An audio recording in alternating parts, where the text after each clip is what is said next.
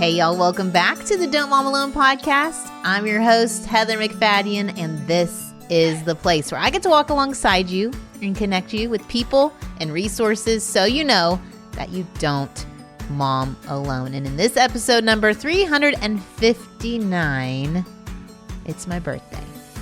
It's my 45th birthday. In honor of my birthday, I've invited my new virtual assistant, Stephanie Snow, to join me, and we're going to talk about processing because it's one of my favorite things to do with my friends, and it would be really awkward for me to do alone. And so we're going to process some of Stephanie's current things and model that for you. We're also going to process some of the things y'all sent me via Instagram, and I really loved how this episode turned out. So let's get right to it. Here we go.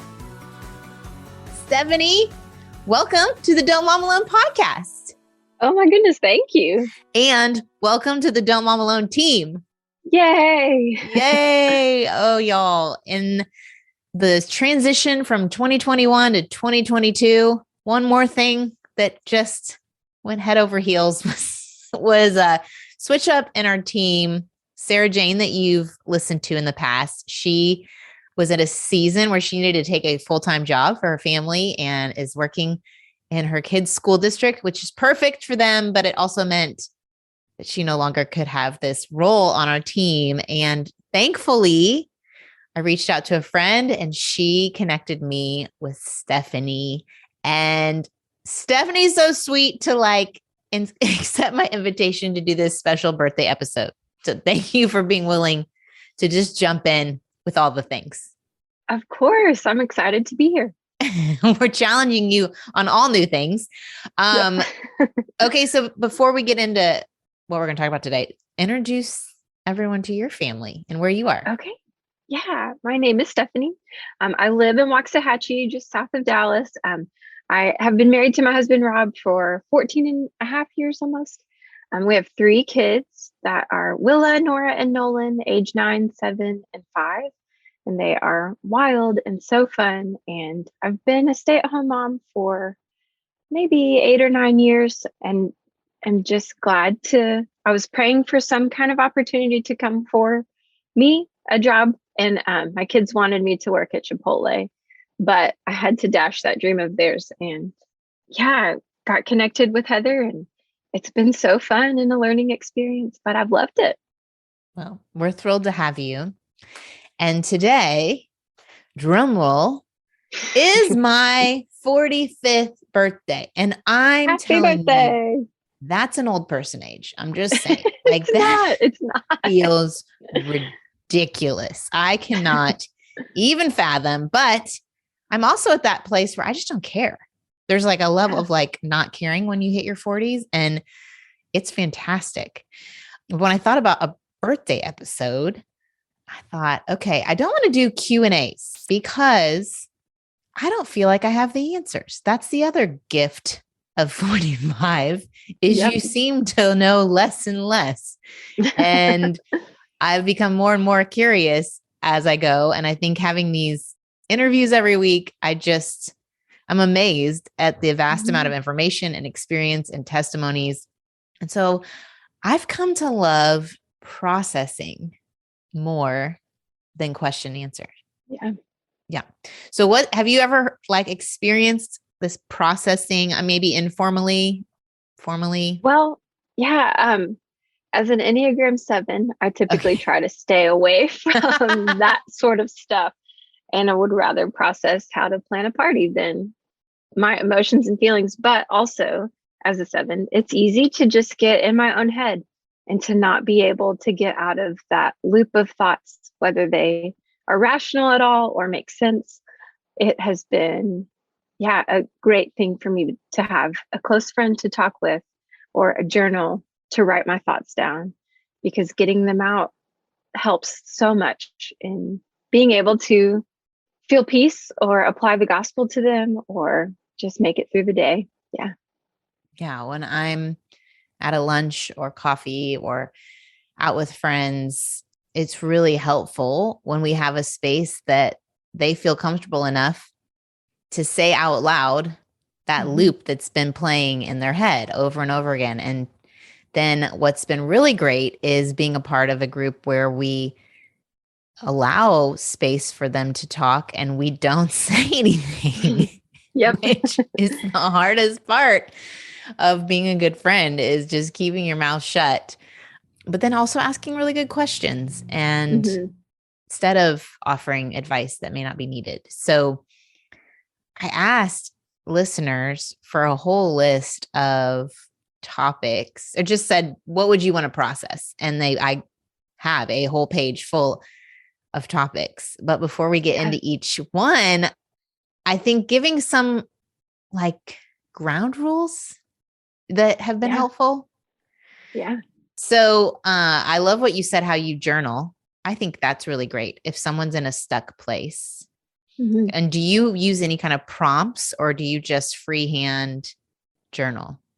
Yeah, just freehand. I don't have any prompts, or I'm pretty good at like spilling my thoughts out onto the page, just not if I get to that point of wanting to do it. Yeah.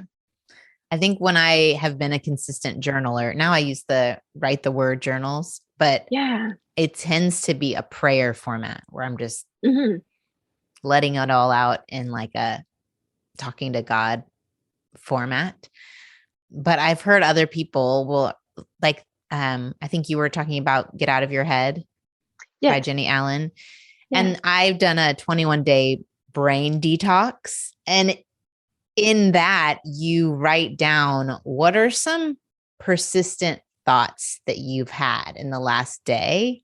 And typically, 3 to 4, maybe 5 thoughts will come to your mind from the day before. Yeah. And you write those down and you're able to see, oh, okay, where's the truth in this?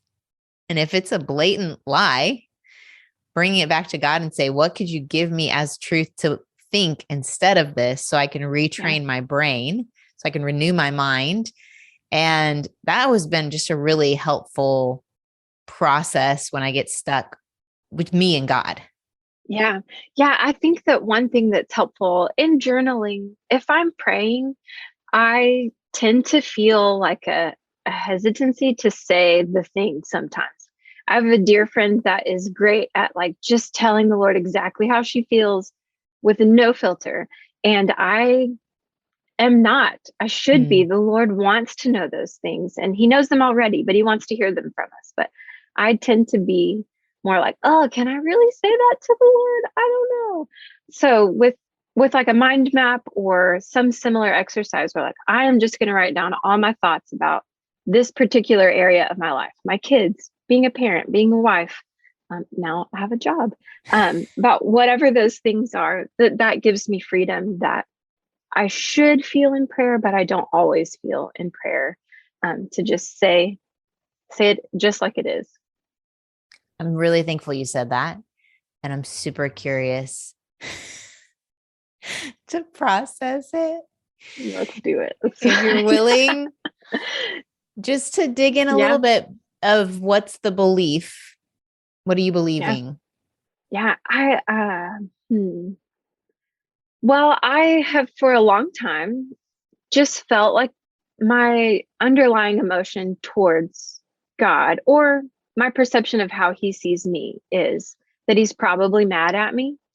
I've probably done something wrong and that I didn't confess, or I don't really know about, or that I'm fine with having done wrong.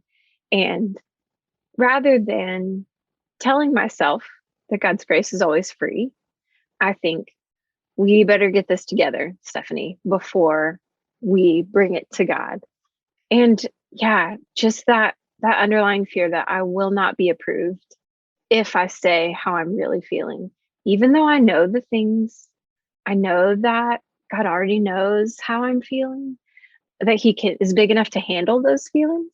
I know that in my brain it's hard to connect that to my emotions and feel freedom to say, I'm mad at you, God. This Yeah. sucks. Yeah. No, that's really honest. And I appreciate you saying Yeah. it out loud because I know others can relate to that. And I'm also curious if that is a similar belief you hold with people in your life, like spouse, kids, parents. Mm, that's a great question. I think that has changed a lot in me as a grown up. I have not reached 45 yet, but I am a little bit Just you older. wait. Just you And wait. It's I'm amazing. excited. Not everybody gets to grow old. I feel excited Yeah. about getting older, Yeah. but yes, that kind of space, the church that we go to encourages that openness, and that there is nothing that the gospel doesn't apply to. There's no area of my life or feeling that I'm feeling that the hope of Jesus cannot speak into. And that has made it easier for me to be honest with my husband, for sure, and my close friends. My parents are wonderful, and they are always great to talk to. Probably the family member that I love talking to the most is my grandma. She is, what year is this? 2022. So she is 82 and has lived a long life, and is the first to tell you that she's done lots of things wrong, but has steadfastly trusted in the Lord. And I feel comfortable telling her, I don't know what's going on, and I am feeling this way. And she's always like, I have been there, and I can't tell you exactly what to do, but I'm praying for you, and the Lord is near. I'm like, okay. I'm curious what it would look like to journal and think of her. Yeah. Oh, I think that's a really great idea. Yeah. Just to I that, think I would love that. I could see your face light up when you talked Yeah. about her and the love and the grace and the no matter what, the unconditional Yeah. acceptance you've felt with her. And I think any person in our life, grandparent, friend, sometimes our kids give us for the first time, we've experienced unconditional love. Yeah. And to picture them when we pray or communicate with God, I think is helpful because it's Yeah. the closest thing we get to something we could never really grasp this side of heaven. Yeah. Yeah. I love that. I do think that one of the things that has been just kind of switched in my mind is that if a family member or someone I know is loving me well, that is the Lord loving me through them. Those things aren't separate. And so I love that idea of thinking, oh, Lord, this is you using this wonderful, faithful woman to communicate your love for me and your acceptance. Man, that's wonderful. I'm excited to approach my prayers with that mentality. Well, we'll get into more processing in a second. But speaking of Okay. grandma, I want to tell everyone about my new favorite thing in my kitchen. Okay. Because Okay. when I think of my grandma, I think of her in the kitchen, and she had a tiny one in Indiana. But okay, this company is actually based in Indiana. It's Caraway. Yeah, Okay. I know. And they sent me they sent me a skillet, they sent me a pot, and they let me pick what color. And I'm telling you, my signature's pink right now, y'all. I can't quit it. Oh, It's just nice. what it is. And so Yeah. and with all the boys, I just think I've You earned need that. something. Yeah. Hmm. Hmm. So bonus points that all of their products are non-toxic without, I don't know what these letters stand for, y'all, but I'm thinking they're really bad chemicals. PFAS, PTFE, PFOA, other hard to pronounce chemicals. But what I really have loved, the other night, my oldest son and I, he picked out some steaks from Costco to cook, and he had this way he wanted to do it on a skillet.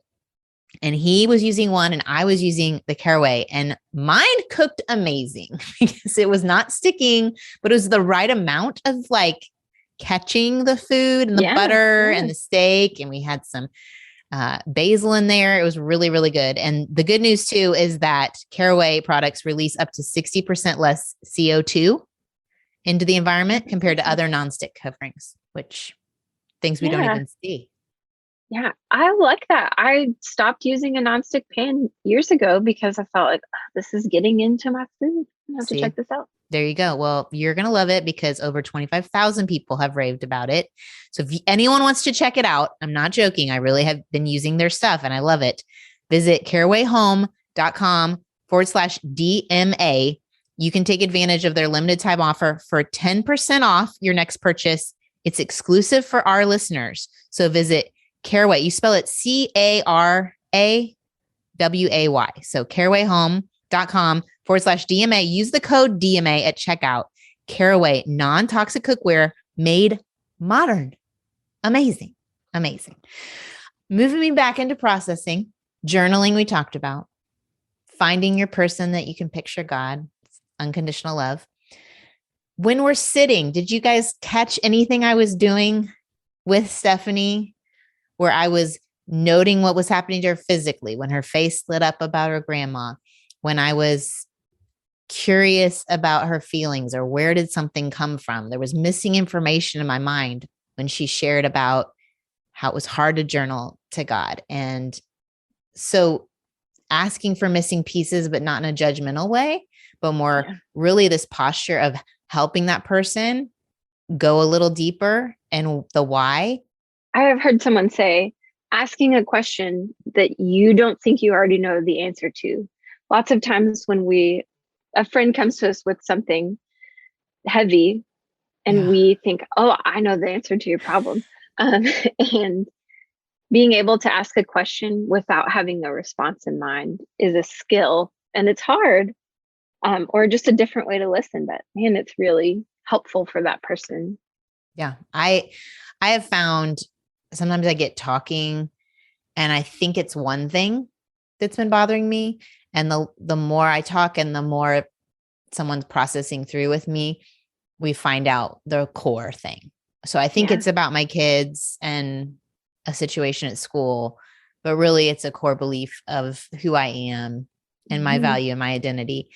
And so giving someone space to get to that root so that then they can be set free from it and move forward, because the goal as believers is to not be held back by the things of this world, but to shine a light into dark places. And if we need tools to do that so that we can work through the brokenness of this world with people, you know? Okay. You want to get into some of these? Let's get into it. Yeah, let's do it. Should we start with an easy one? Let's get away from my things. Well, let's get away from Stephanie's like, well, I was going to bring up your thing though.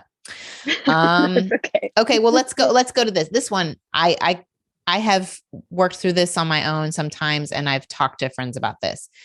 When I asked Instagram people to share what they want to process, a person sent in, my kids don't have a skill, talent, or sport that they really excel at doing. Mediocre at all. I think they're saying they're not, just like basic, average. Just average. Mm-hmm. And I don't know. Does it seem like there's an extra pressure? Yeah. Was it more than when we were young? I don't know. I don't know. I don't know if it's more. I didn't have any skills or talent. See, I did, but I was homeschooled. And so that's just where we saw people.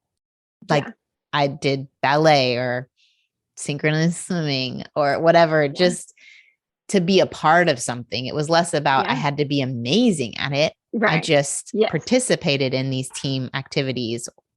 So I think if this mom was here, I would be curious to know, where is she getting the idea that they need to excel? Yes. I'm curious to know that. Yeah. And it could be social media. And then it might be, well, maybe we need to take a break from that. Yeah. And I think that lots of times we want great things for our kids, right? Yeah, that's not a bad desire. Yeah. Right. We try to prepare them for the future, and we kind of want to identify what is their thing? What is the thing they love? What is the thing they're naturally good at, in order to help shepherd them away from just kind of floundering or wandering for a while. That my question would be, why do you need to excel at a skill, a talent, or a sport? Or what's wrong with being average? Or what is it that you want for your kids? Yeah. That's driving that. Because that's probably not a bad thing, but no. And I think knowing what your why is for those activities is really helpful. And because I would say should is not a sustainable why. It's not going to keep them going. It's not going to keep you going. Yeah. If the why is you are concerned that they don't have friends or they're not developing certain leadership skills, or then that's just participation. That's not necessarily excelling. If the goal is you're hoping to get a scholarship, or I don't know, all of their friends are excelling in something and they don't have something, that's a different why. Yep. Those come from different motivations. And I think also a question to ask is, what are you feeling about that? And if the feeling is shame, then we have to disconnect.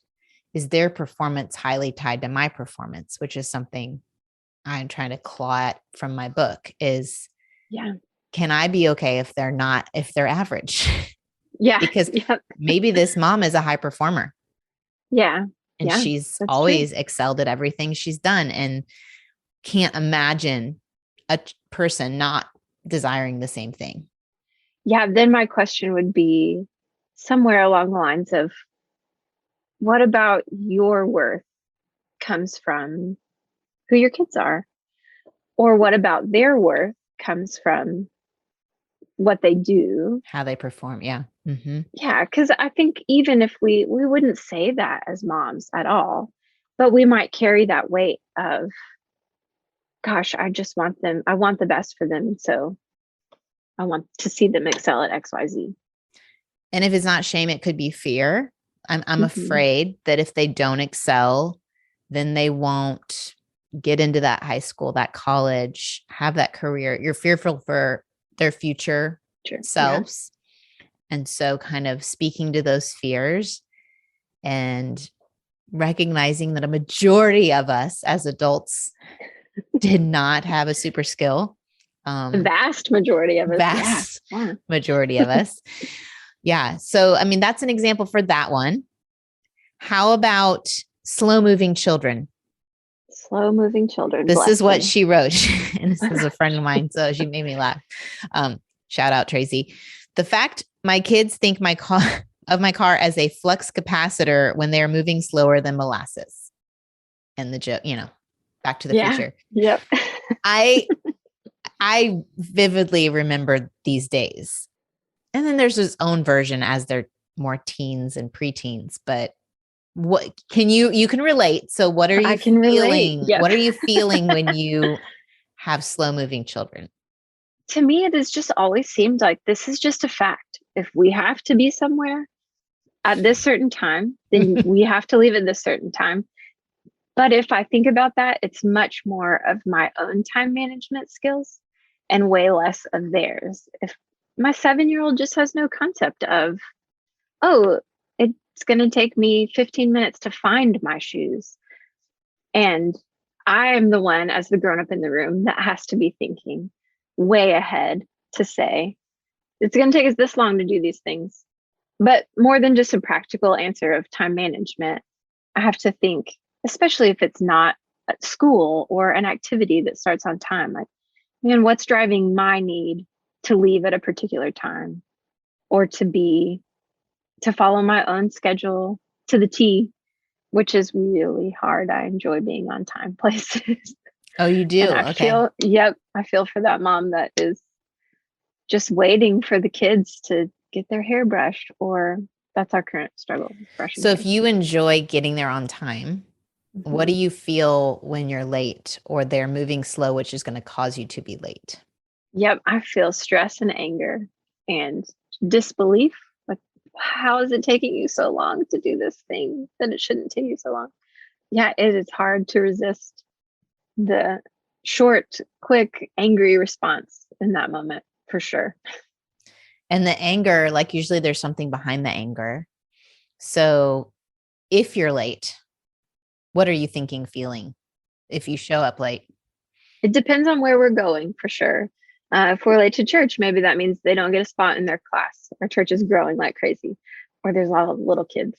If we're late to school doesn't bother me. But I'm like, oh, that's fine. The first 10 minutes of school are like, just get in the building. Or if we're late to practice, or if we've told someone we're going to be somewhere I feel like it makes me look disorganized or disorganized, not in control. Yeah, that's what I would say in the times when I felt anger, like, oh my gosh, what is wrong with you people? Like as if it's like their issue, is I'm fearing what other people think of me, that I am not together enough to get my people with their hair all combed and perfectly in line to a place that, and really shame then. So I'm not a good mom. I'm not a good time manager. And all of that flows down. Yeah. To how I see I feel myself. that. Yeah. Especially with I know underneath I have this fear of like, I am a disorganized person. Like, well, my house is rarely clean. And that feels like a way reflection of me. Am I there? Is our hair scraggly? Do we have snacks? Do we have matching clothes on? Or all those things feel like, Stephanie, there's another woman in the room that's a better mom than you because she was able to get all this done. And that's just not true. And if like you're telling me this and I'm wanting to process it with you, I might say, well, what do you need from me? Does it help to say like identification, like when I said I understand that, or does it help for me to just listen, or does it help, the needs? Yeah. There's an actual card that our group uses that has all the different needs on it. But yeah, I think for me, it would be just tell me I'm not alone and just tell me that it's okay. It's okay if we show up scraggly and late. And one of the things that you said recently on the podcast actually was, if something's worth being done, it's worth being done poorly. And what was the other thing? Like, no, that's inconsistently. Yeah. Like G.K. Chesterton said, yeah, if it's worth doing, it's worth doing poorly. But that has brought me freedom. Like, okay, I don't have to do this exactly right. And you didn't need me to tell you how to make your kids move faster. Right.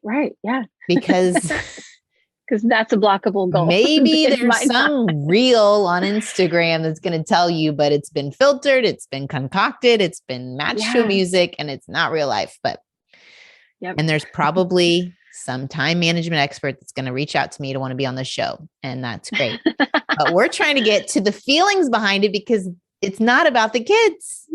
Yeah. Not about the kids. But I will tell you, Stephanie, one thing that does make me feel like a good mom is when I get all of our family around the table at dinner. I feel like I'm winning.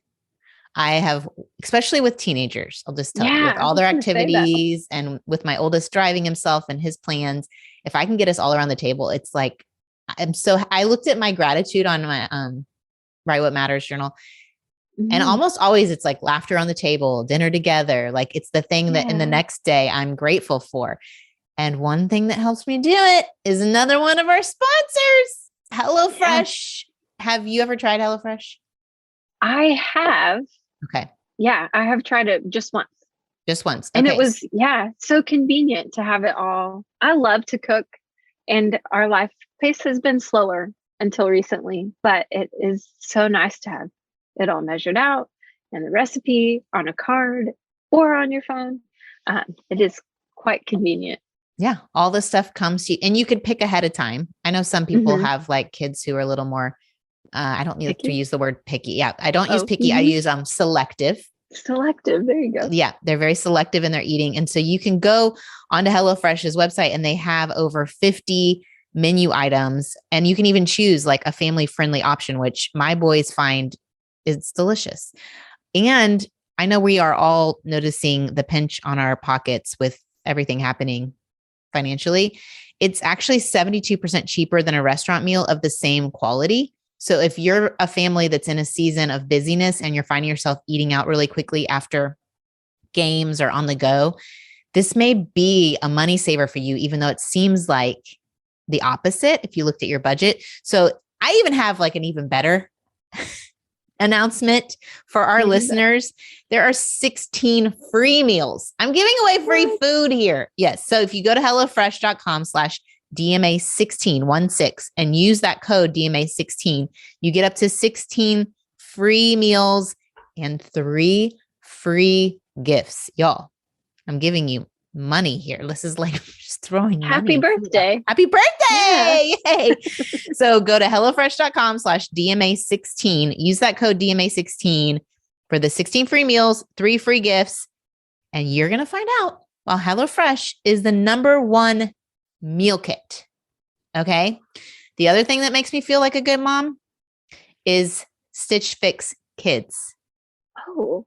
Okay. Have I you don't know tried about this. Okay. No. So I've done the Stitch Fix for me before. This is fantastic if you have a child that's really particular. Mm. Do you have any like sensory kids? I mean, you don't have to No. say if you do, but Yeah. I have some that like were just like me. I was the one, I did not like the tags. I only like elastic. I'm not wanting the uncomfortable clothes. You see me in a sweatshirt right now. So what was great is I could go on Stitch Fix and say, these are the kinds of clothes I want. And this is exactly their style.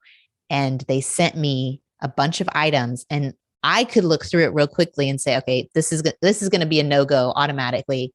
This is going to be amazing. A super soft sweater that's actually going to look nice.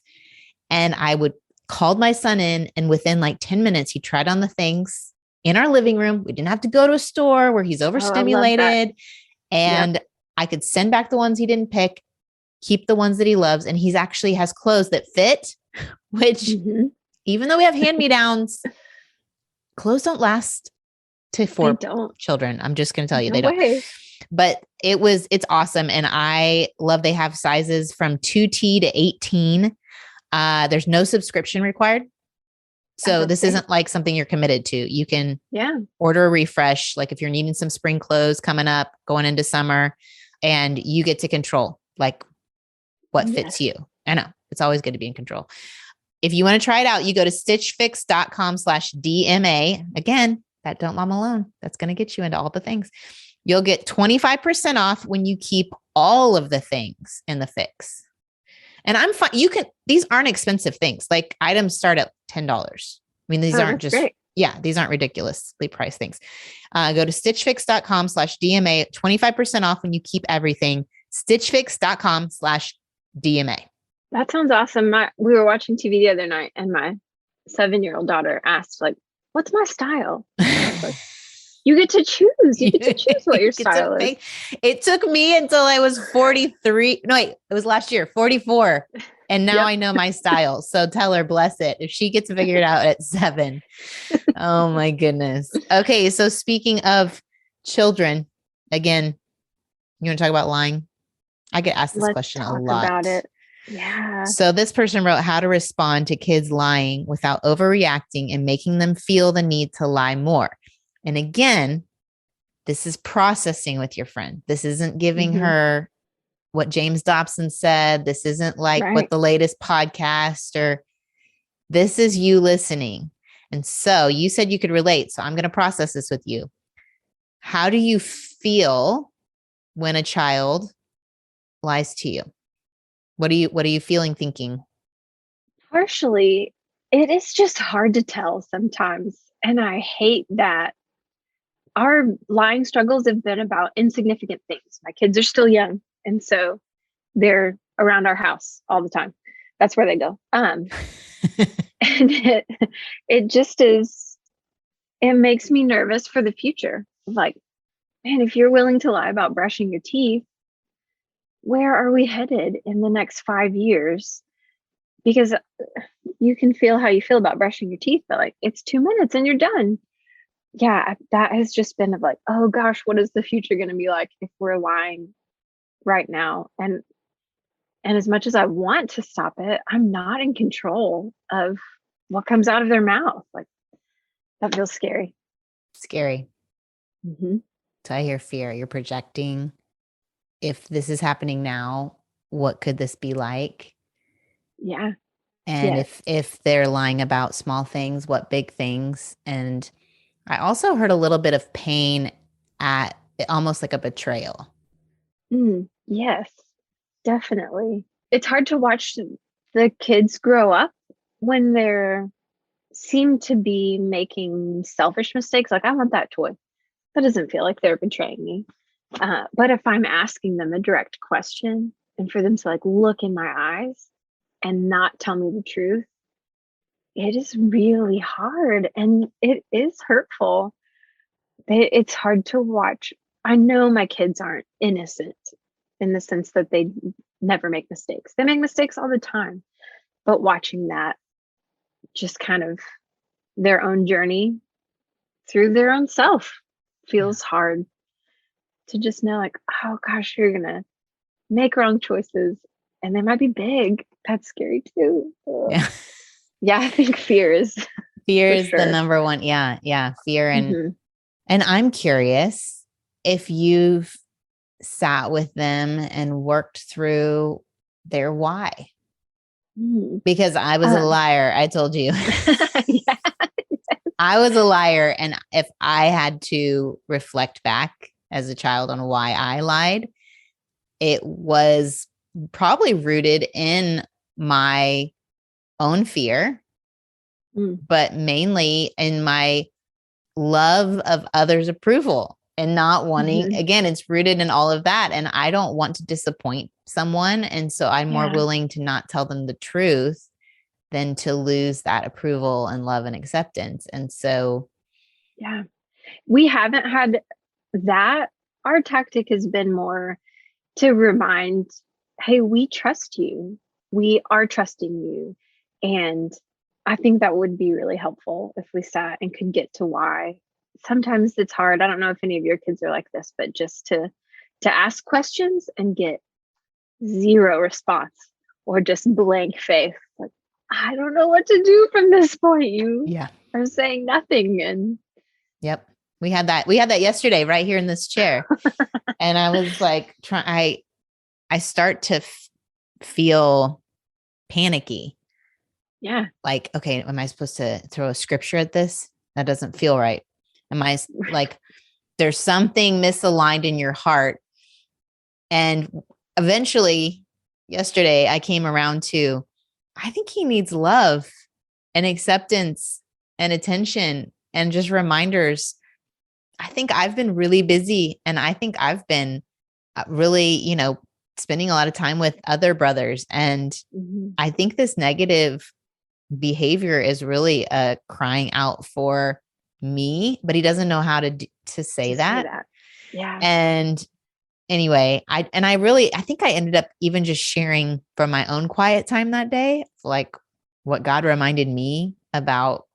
And it just brought it back to, it was still truth, but it was less like directly telling him what was true and more just saying, yeah, when I'm feeling that way, God reminds me X, Y, and Z. Yeah. I love that you said attention, because that is something that it's just hard for me to, well, we have 3 kids and there's only 3 of them. So if you have a lot more than that, then I can't imagine. It just feels hard to make sure everyone is getting what they need. And we are just in a season of transition of, I've been doing a lot more stuff outside of our house and having that balance of, how do I give you the attention that you're really craving? I would be interested to talk with our child that is struggling with lying and just say, could we get to the root of, is that really what you need? You just need me to be somehow, like, we've got to transition into somehow it's working different. for, and somehow it's working for them. Yeah. Or they wouldn't keep going to it. Like things that I do, give me something. Like if it's, I don't know, eating that piece of chocolate, it gives me something. And if I'm going to stop, if you feel, if I'm going to stop it, it's not wrong. But if that's my goal is to stop that behavior, I've got to figure out, well, what is it giving me? What reward am I getting? And I have to be curious about my own. And so to help them walk through that, to even do the processing that we've been doing when it comes to lying, instead of this, lying is wrong, don't do it, the consequence is this, like that's typically the advice we get. But to give them the gift of processing with them is, I think, what I'm finding in parenting to be the long-term route, is that connection and that curiosity.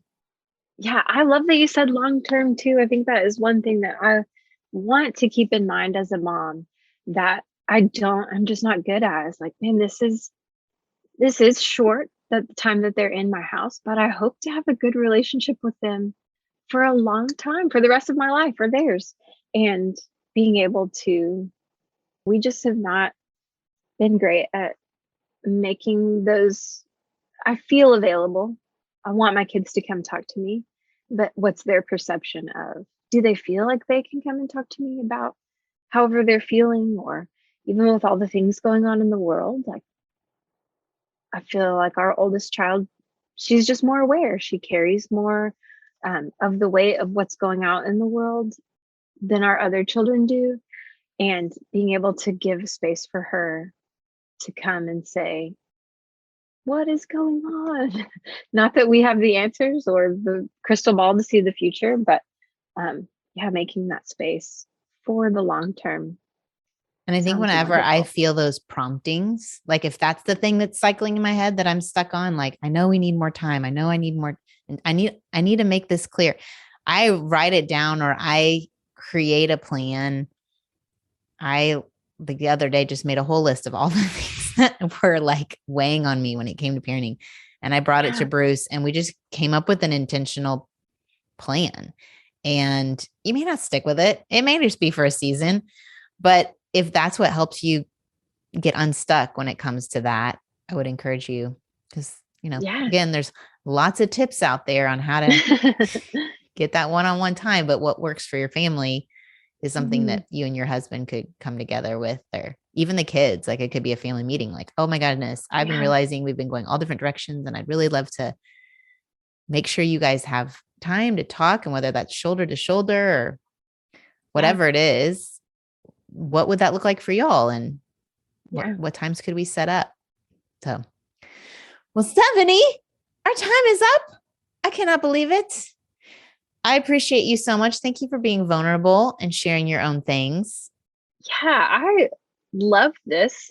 As a listener of the podcast before I got to work with you, it is just a kind of a little dream come true. And Mm. my sister actually introduced me to the podcast, and she was like, "You better say my name Okay, what's to her meet name? about Say it. What A- is it? Allison Duncan. I Allison see Duncan. I you. know that There name. she I've is. seen that name.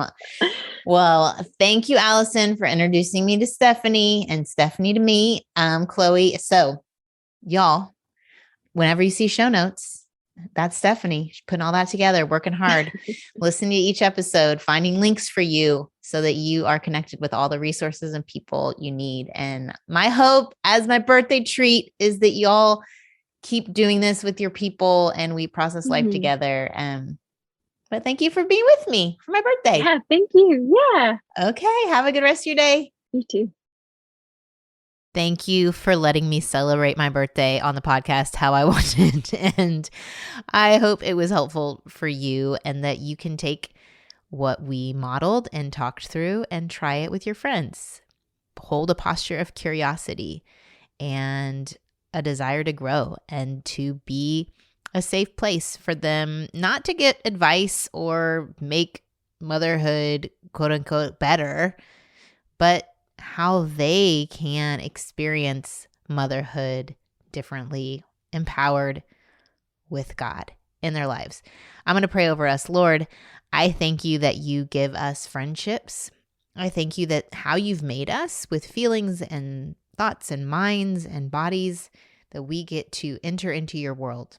And I pray, Lord, that we would take these thoughts captive, that we would share them with one another, that we would not be held back by shame or fear or pain, but we would come to each other. And Lord, I pray that we would be friends who would have compassion on one another, particularly in these times when everything is constantly topsy-turvy, that we would find solace in you alone and that we would be that comfort to one another. I pray for any mom who is listening who is really in a very, very hard place, that you would help her first get unstuck, that she would believe rightly about who you are in her life, and pray you would bring people to her, and she would also reach out to others. And I thank you, Lord, that you are our constant comfort in times of need. And I praise you for that truth and that promise. In Jesus' name, amen. Okay. Happy birthday. I'm just going to say it all day. Happy birthday. Next week, I am having Chris McKenna from Protect Young Eyes. We're going to talk about technology. And it is not a shaming episode, y'all. It is an equipping episode because we can be strong and courageous when it comes to technology. Join me back here next week. Adios. I hope you enjoyed this episode of the Don't Mom Alone podcast. If you're wanting to connect with more people and more resources to help remind you that you're not alone, head over to don'tmomalone.com. That's where you'll also find show notes with any links mentioned by our guests. Most importantly, I want you to know the good news, the great news that you're not alone because God has promised to always be with you. With faith in Jesus Christ, the one who died for you and rose again, Jesus said when he left, he was going to leave a helper, a comforter, to be with us. God in us. Moms, that's superpower. So while you're washing dishes at your kitchen sink, while you're driving to and from work, while you're feeding that baby late into the night, while you're cleaning sticky floors, God promises to be just as present with you as when you're worshiping in a church pew. As it says in Zephaniah 3:17, the Lord your God is with you. He is mighty to save. He takes great delight in you. He will quiet you with his love, and he will rejoice over you with singing. Now that's good news. Have a great day.